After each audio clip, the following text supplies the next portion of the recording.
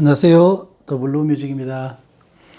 우리가 악기를 연주할 때 무엇 하나 중요하지 않은 것이 어디에 있겠습니까마는 특히 그 중에서는 그 음정, 그 다음에 박자 문제가 무엇보다 중요하다고 할 수 있죠. 그래서 오늘은 그 음정 문제에 대해서 한번 얘기를 해볼까 합니다. 영상 보시면서 얘기 나누겠습니다.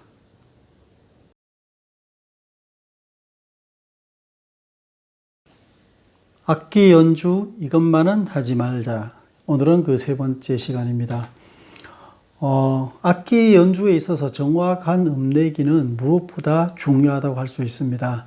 특히 자금 악기들, 그러니까 색소폰이라든지 오카리나라든지 이런 악기들은 다른 악기에 비해서 그 음정이 정확하지 않은 악기들이기 때문에 아주 세심한 주의가 필요하다고 할 수 있습니다. 같은 관악기라도 그 금관악기에 비해서는 특히 그 색소폰 같은 오카리나 같은 이런 악기들이 그 음정이 불안하죠. 그 이유는 원뿔형 악기이기 때문이라고 제가 말씀드린 적이 있었습니다. 그래서 그 정확한 음내기의 중요성을 보면은 일단 불안한 음정은 음악에 힘을 떨어뜨립니다. 이거는 악기 연주뿐만 아니라 노래도 마찬가지죠. 그래서 우리가 노래를 하든 아니면은 그 악기 연주를 하든 그 습관적으로 음을 끌어올리는 사람들이 있습니다. 그리고 또 특히 노래 같은 경우에는 노래 중에서도 그 트로트 계열이 심한데 그 꾸밈음, 그러니까 그게 한국적인 맛이라고 얘기를 하면서 음을 끌어올린다든지 굴린다든지 하는 것들을 많이 볼 수 있습니다. 이것들은 어떤 하나의 특수한 주법이지 그게 습관처럼 이루어지면은 안 되겠죠. 그래서 그런 음악들을 그냥 가장 깨끗한 음악하고 비교를 해서 한번 들어보세요. 그리고 비교를 해서 들어보면 어떤 음악이 힘을 가지고 있는지, 어떤 음악이 더 깔끔한지 이런 것들이 분명하게 구별이 될 겁니다. 그래서 악기 연주에 있어서도 어떤 이런 습관적으로 끌어올리는 음들, 그리고 꾸밈음 넣는 것들, 이런 것들은 자제를 해야 되겠습니다. 왜? 그래서 일단은 깨끗한 음내기를 먼저 하고 그것이 충분히 연습이 되었을 때, 그리고 꾸밈음을 넣더라도 아무 때나 넣어서는 안 되는 거죠. 분명히 들어가야 될 곳이 있고 쉬어야 될 곳이 있습니다. 그래서 이런 문제들은 제가 나중에 다시 한번 영상을 만들어서 설명을 드리도록 하겠습니다. 자, 그리고 연습 시 구간 반복 연습을 하는 것은 그러니까 이게 합주의 경우에 해당하는데, 구간 반복 연습을 하는 것은 물론 그 구간을 잘 맞춰서 잘 하기 위한 이유도 있겠지만 결국은 실력이 부족한 소수가 그 원인입니다. 똑같이 잘한다면은 금방 건너뛰고 다음 마디를 넘어갈 수가 있는 거죠.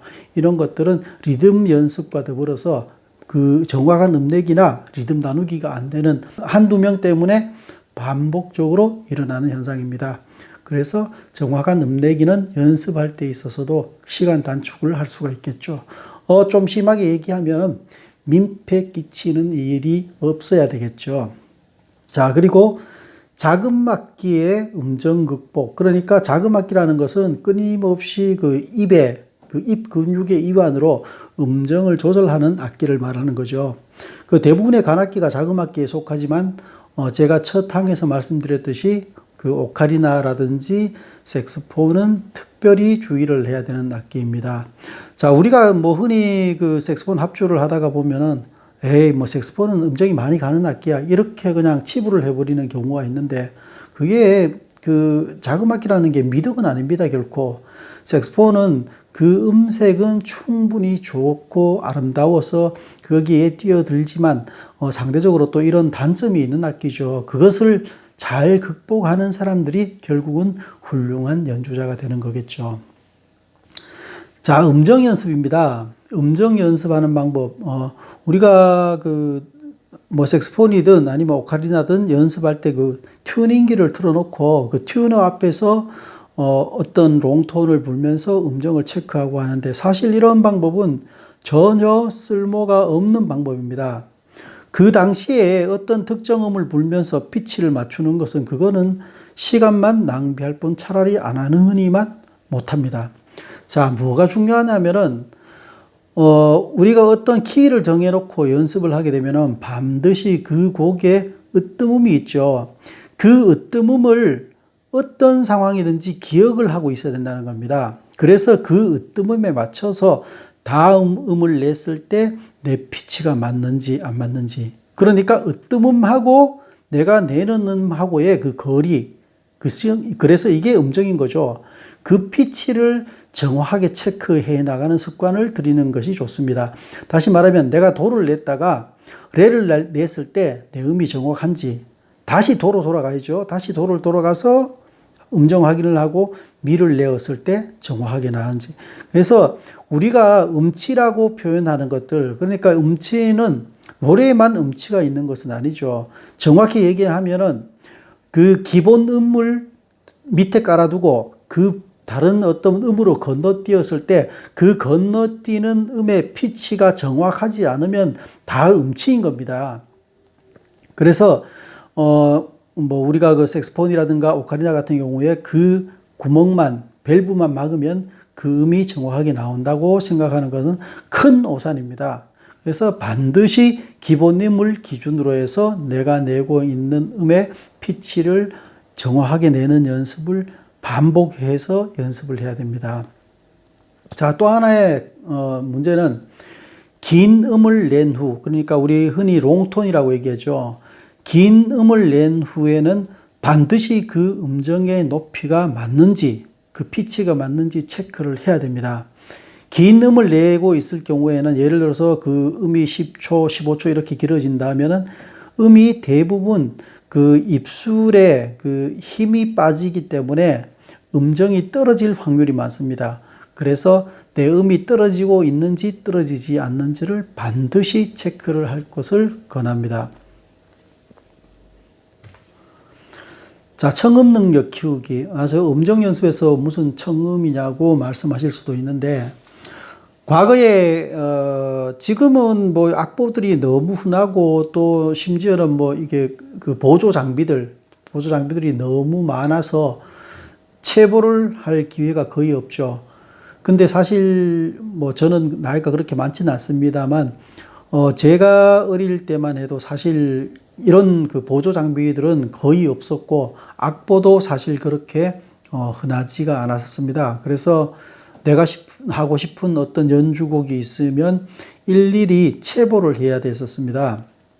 그래서 제 나이 또래가 된 그 음악하는 분들은 요즘 음악을 시작하는 분들에 비해서 상당히 청음이 발달해 있는 것이 사실입니다. 그래서 가능하다면 할 수 있다면 간단한 곡이라도 체보를 해 보시기 바랍니다. 그것이 음정을 정확하게 기를 수 있고 또 박자 나누는 것들도 기를 수 있는 방법입니다. 자, 이런 표현에서 죄송하긴 합니다만 그 벙어리가 말을 못하는 이유는 입에 문제가 있다기보다는 귀에가 문제가 있는 겁니다. 듣지 못하기 때문에 입으로 표현을 못하는 겁니다. 마찬가지로 우리가 정확한 음을 들을 수 있는 능력이 안 되면 마찬가지로 정확한 음정을 낼 수도 없습니다. 왜? 내가 낸 음이 내 귀로 다시 되돌아오기 때문에. 그래서 청음이라든지 그 음정 연습하는 방법들은 초창기에는 나보다 실력이 나은 사람들의 도움이 필요할 겁니다. 그런 분들의 도움을 받더라도 체보해보는 연습은 꼭 해보시기 바랍니다. 그리고 시창입니다. 시창은 물론 이것이 이제 악보를 보고 바로바로 그 악보를 읽어내는 뭐 연습이긴 합니다만은 그보다는 내가 악보를 보고 있는 것이 내가 악보를 보면서 내고 있는 음이 정확한지 안 정확한지를 체크하기 위한 연습입니다. 약간은 뭐 원래 시창 목적과는 조금 다른 것이지만 이 방법도 내가 음을 듣는 능력을 키우는 데는 상당히 큰 도움이 됩니다. 그래서 체보하는 것, 시창하는 것도 내가 음정에 도움이 되는 방법이기 때문에 반드시 해볼 것을 권하겠습니다. 자, 오늘은 음정의 중요성에 대해서 말씀을 드렸습니다. 음정 박자는 음악의 3대 요소 중에 하나씩인 거죠. 그래서 그만큼 중요하다는 것입니다. 나는 아마추어니까, 나는 취미로 하니까 이런 것들을 핑계로 대지 마시고 조금 더 그런 것들에 관심을 가져서 좀 더 나은 음악을 하는데 보탬이 되기를 진심으로 바라겠습니다. 다음 시간에 뵙겠습니다.